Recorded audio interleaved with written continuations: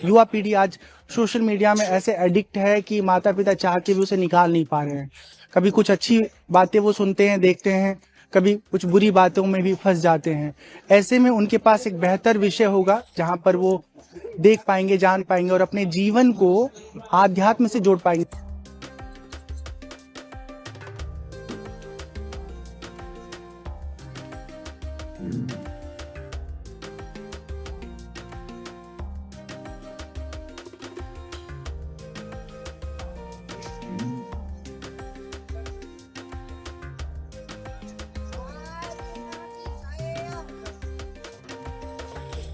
महाराज जी कहाँ से हैं आप?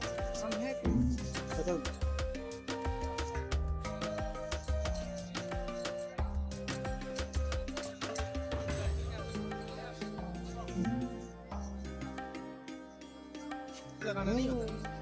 आप तो मेरी कैरेक्टर का रेफरेंस नहीं है। ऐसे संगम जब हम लोगों के बीच में जाएंगे तो वहाँ बहुत सारे ऐसे लोग मिलेंगे जो हम तक कभी नहीं पहुँच पाते और हम उनसे मिल करके, उनसे रूबरू होके उन तक पहुँच पाते हैं, अपने विषय को उनके सामने रख पाते हैं।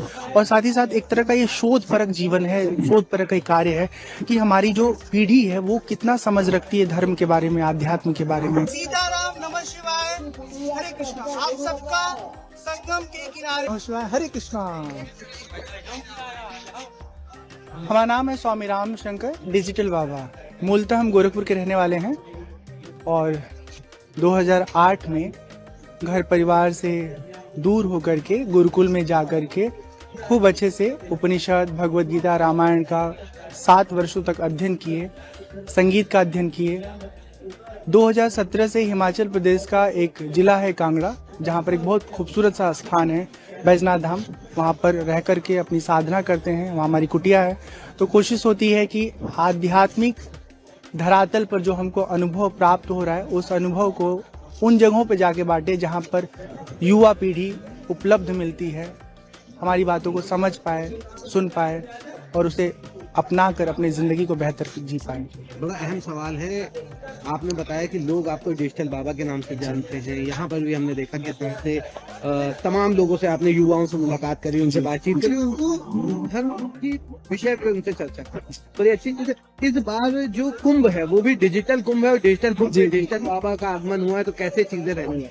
ये बहुत बहुत अच्छी बात है कि जो कुछ भी गंगा के किनारे कुंभ मेला में हो रहा है उसे मीडिया जगत के द्वारा, हमारे जैसे लोगों के द्वारा उन लोगों को भी देखने का अवसर प्राप्त होगा जो दूर दराज में किन्हीं कारणों से नहीं आ पा रहे। और सबसे अच्छी बात है कि ये कुंभ सोशल मीडिया के हर दूसरे तीसरे पोस्ट में आपको फीड में नजर आ रहा है। कहीं न कहीं कुछ अच्छी बातें लोगों को सुनने को मिल रही है, जानने को मिल रही है। युवा पीढ़ी आज सोशल मीडिया में ऐसे एडिक्ट है कि माता पिता चाह के भी उसे निकाल नहीं पा रहे हैं। कभी कुछ अच्छी बातें वो सुनते हैं, देखते हैं, कभी कुछ बुरी बातों में भी फंस जाते हैं। ऐसे में उनके पास एक बेहतर विषय होगा जहां पर वो देख पाएंगे, जान पाएंगे और अपने जीवन को आध्यात्म से जोड़ पाएंगे। हम कहते हैं कि बाहर की चीजें आपको पसंद आती हैं तो बहिर्मुखी जिंदगी जिए, लेकिन साथ ही साथ इंट्रोवर्ट भी अपने आप को बना के रखें, क्योंकि जब बाहर और अंदर में संतुलन रहेगा तभी हम खुश रह पाएंगे। अन्यथा जिंदगी में सुकून तलाशते रहेंगे, न पैसे से मिलेगा, न नौकरी से मिलेगा, न एक जगह से दूसरी जगह भागकर जाने से मिलेगा। सुकून भीतर है और जब भीतर से स्वयं को, अपने आप को जुड़ा हुआ अनुभव करेंगे तभी उसका अनुभव कर पाएंगे। महाकुंभ में तमाम तरह के साधु सन्यासी बाबा पहुंचे हैं।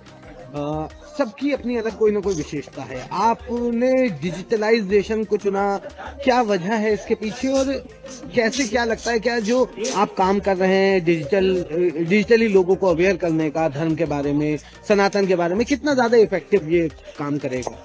मुझे लगता है कि एक पंडाल में अगर हम जाके बैठ जाएं तो वहाँ पर कुछ गिने चुने अलग अलग आयु वर्ग के लोग हमसे मिलने आ सकते हैं, कौतूहलवश या नाम सुन करके। लेकिन जब हम लोगों के बीच में जाएंगे तो वहाँ बहुत सारे ऐसे लोग मिलेंगे जो हम तक कभी नहीं पहुँच पाते और हम उनसे मिल करके, उनसे रूबरू होके उन तक पहुँच पाते हैं, अपने विषय को उनके सामने रख पाते हैं। और साथ ही साथ एक तरह का ये शोध परक जीवन है, शोध परक का कार्य है कि हमारी जो पीढ़ी है वो कितना समझ रखती है धर्म के बारे में, आध्यात्म के बारे में, वो जीवन में भक्ति को कितना महत्व देती है। हम मिलते हैं, बात करते हैं तो मुझे बहुत अच्छा लगता है कि आज की पीढ़ी, आज का युवा वर्ग जितना वो दुनिया के चकाचौंध की ओर आकर्षित है, उतना ही वो धर्म को, आध्यात्म को समझने में दिलचस्पी ले रहा है। इससे उसका आने वाला कल बहुत अच्छा होगा।